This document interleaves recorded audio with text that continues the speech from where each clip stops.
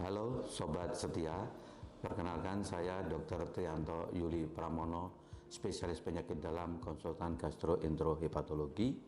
Saat ini kita akan berbicara tentang GERD, GERD, Gastroesophageal Reflux Disease. Apa itu Gastroesophageal Reflux Disease? Adalah suatu kondisi terjadi aliran balik isi lambung ke kerongkongan sehingga menimbulkan keluhan yang mengganggu dan atau juga bisa menimbulkan komplikasinya. Kenapa bisa terjadi GERD? Karena memang antara esofagus dan gastro itu ada sphincter esofagus bawah, ya, lower esophageal sphincter yang terganggu sehingga isi lambung itu bisa mengalir balik ke atas, mengganggu lambung dan menimbulkan keluhan di dalam dada yang sering dalam bahasa Inggrisnya disebut dengan heartburn. Sehingga GERD sendiri ada gejala khasnya, yaitu heartburn, tidak nyaman di dada atau terasa panas di dada, di tengah dada, di belakang tulang dada ini terasa panas, kemeramnya atau tidak nyaman gitu. GERD. Kemudian terasa juga bangun tidur pahit di mulut dan kemudian bisa menimbulkan komplikasi.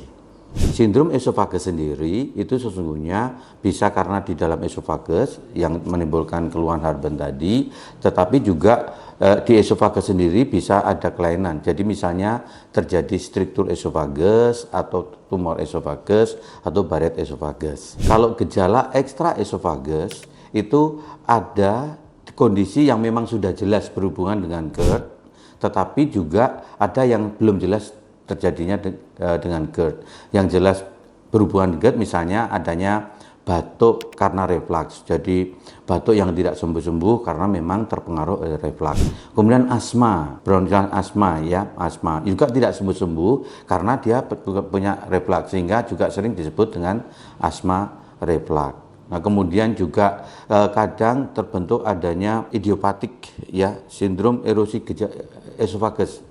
Jadi tadi yang di paru terjadi karena pada waktu reflux terjadi mikroaspirasi ke paru, bisa batuk yang lama, asma yang lama. Kemudian di esofagus sendiri bisa terjadi erosi di esofagus bagian bawah.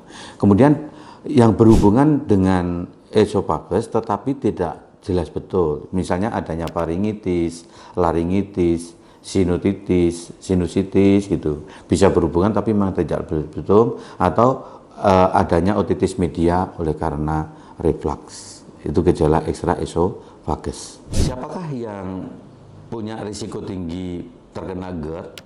Memang 30% faktor heritabilitas itu ada dalam keluarga. Akan tetapi orang-orang yang gemuk mengalami obesitas itu memang punya risiko tinggi terjadi GERD. Kemudian penderita kencing manis ya, karena pada penderita kencing manis terjadi kelambatan pengosongan lambung ya atau gastroparesis sehingga mudah terjadi terkena GERD. Kehamilan, ibu-ibu hamil yang tadinya tidak ada keluhan GERD setelah hamil muncul keluhan GERD karena memang tekanan abdominal, tekanan di dalam perutnya itu meningkat. Penyakit-penyakit lain seperti Zollinger-Ellison, kemudian post operasi karena akalasia dilakukan myotomi, kemudian juga gangguan psikiatrik itu bisa mudah terjadinya GERD. GERD itu juga terpengaruh oleh faktor eksogen, antara lain teman-teman yang masih suka merokok itu akan menurunkan tekanan LES, maka mudah terjadi GERD, atau yang mengkonsumsi alkohol. Kemudian juga makanan-makanan dan minuman seperti kopi, coklat itu juga mengganggu, mudah memicu adanya GERD. Obat-obatan kelompok NSAID, kemudian estrogen, nitrat, kemudian kalsium antagonis itu juga bisa memicu tumbuhnya GERD. Ya. Kemudian juga apabila sakit kemudian dipasang nasogastric tube lebih dari 4 hari, itu ternyata setelah dilepas juga memicu terjadinya GERD. Kalau ada terjadi trauma di perut, itu juga yang tadinya GERD bisa tumbuh menjadi GERD. Bagaimana dengan penanganan GERD yang seharusnya dikerjakan?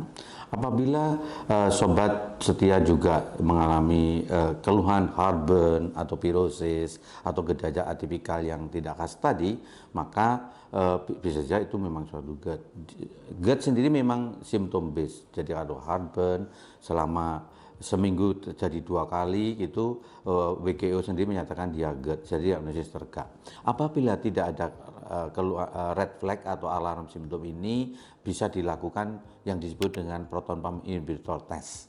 Diberikan obat selama obat PPI 1-2 minggu. Apabila responnya baik, ya berarti dia GERD. Kemudian diberi PPI selama 4-8 minggu. Ini menjadi penting sekali karena PPI disepakati untuk GERD itu bisa sampai 8 minggu. Kapan penyakit reflux ini kita lakukan upper endoscopy?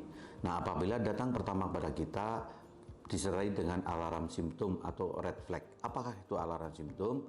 Yaitu apabila juga disertai dengan kesulitan menelan atau dysphagia, adanya mutah darah atau berak hitam, kemudian anemia yang berat, kemudian juga mutah berulang walaupun tidak darah tapi mutah yang berulang, atau berat badan turun yang cepat. Nah, dengan itu sebaiknya dilakukan endoskopi atau penyakit reflux ini sudah mendapatkan terapi PPI tetapi tidak sembuh-sembuh, maka perlu dilakukan endoskopi. Dengan endoskopi kita akan menemukan kelainan yang ada, bisa saja ada esofagitis atau malah ada struktur esofagus, atau kalau kita biopsi ditemukan adanya tumor esofagus. Maka menjadi penting suatu tindakan endoskopi untuk pengobatan GERD. Sobat setia yang berbahagia, pengobatan GERD itu tujuannya sesungguhnya pertama memang menghilangkan keluhan sehingga kita nyaman hidup. Tetapi sesungguhnya bukan hanya itu, juga memperbaiki peradangan yang ada, menghilangkan esofagitis.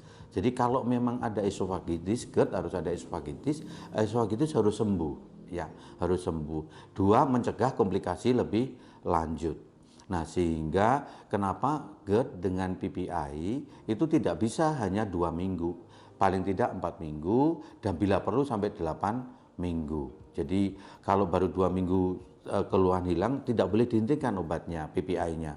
Paling tidak 4 minggu, apabila minggu ketiga masih belum sembuh, diperpanjang sampai 8 minggu. Ini menjadi penting sekali karena apa, sobat sekalian? Esofagitis yang berkembang menjadi esofagitis yang grade lanjut itu berisiko tumbuh menjadi tumor esofagus, adenokarsinoma esofagus. Semoga bermanfaat. Terima kasih.